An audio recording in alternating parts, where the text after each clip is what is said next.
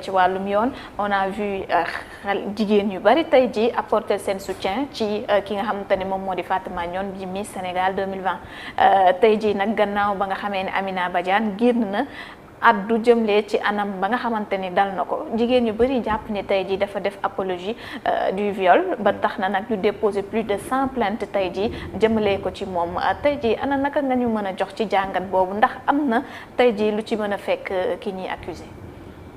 waaw man nag gis naa par exemple ay plaintes yu bëri. yoo nga xamante ne déposé nañ ko. et lu ci bëri dañuy wax ne par exemple dafa def li ñuy woowee apologie au viol. man bokk naa ci ñu nga xamante ne dama jàpp ne apologie au viol amul ci dossier bi loolu laa jàpp. li tax ma jàpp ko mooy.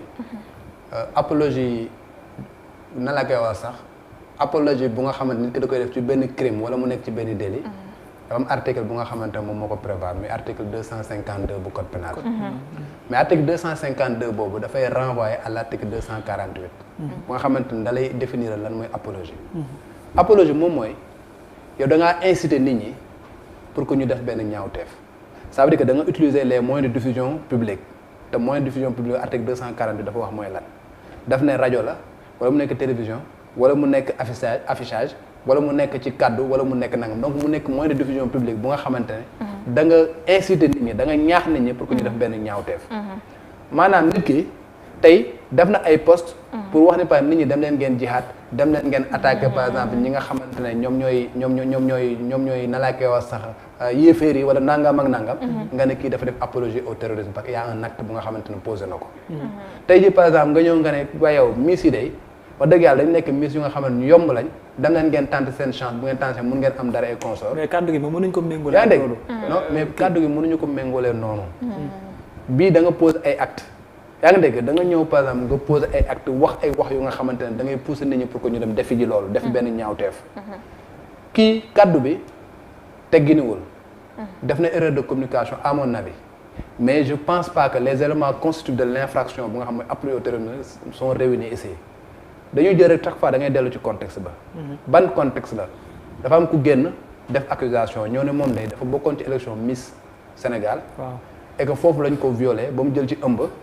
ba am doom sax bu nga xamante ne xamul kan mooy baayam. looloo xewoon. moom mu génn di répondre ci wax jooju. daal di ne loolu day amul. parce que magum jëmm la. te magum jëmm buñ ko violé moom la neex. wax ja. rafetul wax ja tegginiwul wax ja peut-être ëpp na mais kantaan nag wax jooju nga dem nag ba jël payam daf ko infraction mu nekk apologie au terrorisme moi je pense que wax dëgg yàlla boo xoolee rek sur le plan purement na ne ko légal su demee procureur bu bëggee jël payam les éléments constitutifs de l'infraction pour que condamner ko ci loolu ça va être très difficile. kon apologie au viol bi ñu indi nii tey jii mënuñoo jàpp ni ginnaaw plainte yi moom kii di kon Amina Badiane mun na ci jëlee ay daan. bu ñu xoolee éléments yi ci su fekkee ne dañ jël rek apologie au viol boobu. je pense pas que mu jël ci ay mu am ci ay daan. parce que encore une fois. infraction boo gis dafa am lu ñuy woowee élément constitutif de l'infraction. tey boo jëlee code pénal lu mu la wax da lay koy définir ba pare. bu dee na viol da lay wax ne lii la ak lii la ak lii la bu dee ne escroquerie danaa ne lii la ak lii la ak lii la xam nga bu ne la abus de confiance danaa ne lii la ak lii la ak lii la. bu ñu ne la viol dañ naan la tout acte de pénétration par violence contrainte menace ou surprise. ñu ne la par exemple escroquerie ñu naan la manœuvre frauduleuse xam nga wala usage de faux noms. en vue de retirer xaalis ci nit. ñu ne la vol c'est la soustraction frauduleuse de la chose d'autrui noonu ngay xamee les éléments constitutifs de l'infraction. mais tey apologie au terrorisme dafa ngay inciter da ngay utiliser les moyens de diffusion publique pour inciter les gens à faire.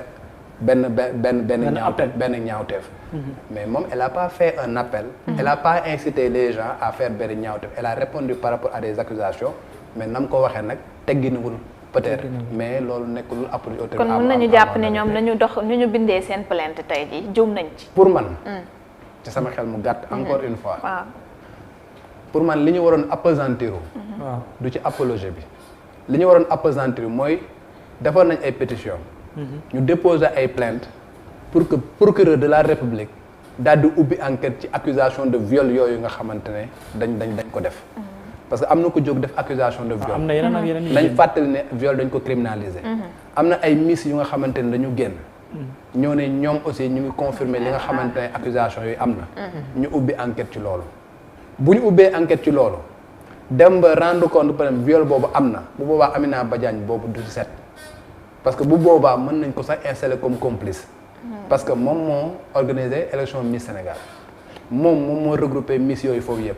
ña nga xamante ne ñoom ñooy les supposés violeurs également ay invité leen moom moo leen indi foofu. bu ñu trouvé par exemple benn connivence entre moom ak ña nga xam ñoom ñooy violeurs bu boobaa moom dafay dugg comme complice. donc man je me dis que la nga xamante ne moom la ñu waroon a appesantir mooy procureur comme autosaisirul na ubbi plainte na ubbi astafurlah enquête pour que affaire boobu affaire viol boobu ñuy wax noonu mu leer. mu mën a pété voilà mais basé wu rek par exemple ci benn déclaration bu nga xam da ko def pour inciter à ce que par exemple ñu condamné ko ci loolu. moi je me dis que par exemple c'est na laa koy wax sax. jug nañ ci. dafa néew daal. néew na trop pour. mais moyens judiciaires yi moyens yi nga xamante ni war nañ ko mën a àbb parce que tey bu fekkee sax nag procureur bi dafa autosaisiru ci wàllu yi mbir mi am na benn attaque lu teg.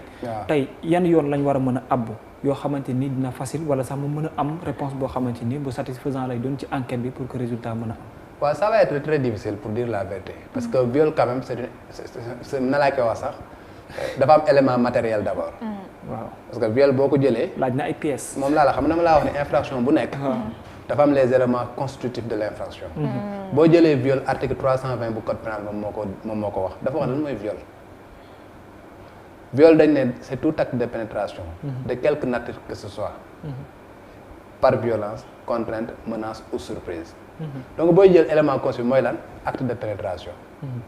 est-ce que am na acte de pénétration ah ëmb na de. xam nga nee nañ donc dañu supposer que ni su ëmbee donc am na acte de pénétration. yaa ngi dégg léegi acte de pénétration boo amee bu pare nag il faut que ñu xool ndax ba muy am contrainte amoon na. ba muy am violence amoon na. ba muy am menace amoon na wala ba muy am surprise amoon na. élément yooyu nag nan lañ koy amee. après 14 mois affaire yooyu am. xam nga fan ngay jël par exemple accusation ngay am est-ce que tu auras des témoins qui vont confirmer ça. est-ce que tu auras par exemple des na nekk sax caméra yu nga xamante ne capté woon nañ violence yooyu est-ce que nangam ak nangam yooyu yëpp loolu bu boobaa enquête moom moo koy déterminer. am nañ des forces de défense et de sécurité ñu nga xamante ne seen xam-xam xarañ nañ ci loolu. mais bi par exemple ñoom bu ñu defee loolu xam nga bu ñu demee ci néeg ba nga xamante loolu ki woon nañ. mën nañ peut-être xam nga ak seeni jumtukaay. ñu espérer. xam nga am ay éléments de preuve yu nga xamante ne dina mun conforter viol boobu. mais pour dire la vérité. 14 mois après. ça va être très difficile pour que élément matériel boobu. moom Fatima ban façon plainte tey jii bu doon plainte moom lay def plainte Fatima wala def plainte contre X ndax tey jii xamul tey jii. non tey bu defoon par exemple plainte contre Fatima dina ko tooñ. bu doon def plainte tey. day def plainte waaw bu defoon plainte contre Amina dina ko tooñ. parce que leeru ko ni. même bu fekkee ni violé nañ ko. Amina laale na ci. li muy mën a def par exemple plainte contre X. bu defee plainte contre X ña nga xamante ñooy enquêteurs yi ubbi enquête. bu ñu ubbee enquête ba rendre compte ne effectivement viol amoon na. identifier ki nga xamante ne moom moo nekkoon violeur bi.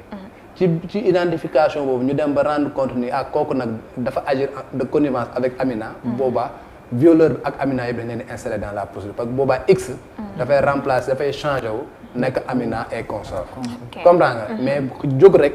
daal dina par exemple damay porter plainte contre Amina te amoo benn élément boobaa mu ci boobu bu la toppee pour dénonciation calomnieuse da ngay dugg. donc plainte contre X lay doon kon. waaw contre X lay mën a nekk parce que amoo benn preuve que ni moom laa leen nekk. d'accord alors yegg si nañu si cappaandaw émission bi li ñu cërale woon ci waxtu jeex